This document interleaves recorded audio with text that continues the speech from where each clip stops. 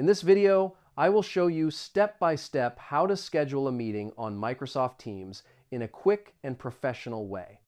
First, open the Microsoft Teams app on your computer or phone and log into your account if you are not already signed in. Once you are inside, look for the option called Calendar, which is usually located in the left side menu.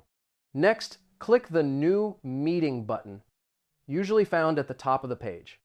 After that, you will need to fill in the meeting details, such as the title, date, and time when the meeting will take place. You can also add a description with important information, such as the meeting topic or what will be discussed.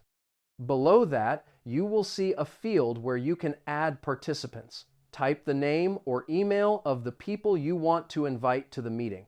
After adding participants, review all the information to make sure the date and time are correct.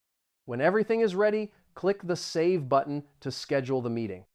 Microsoft Teams will automatically send an invitation to the participants with the link to join the meeting at the scheduled time.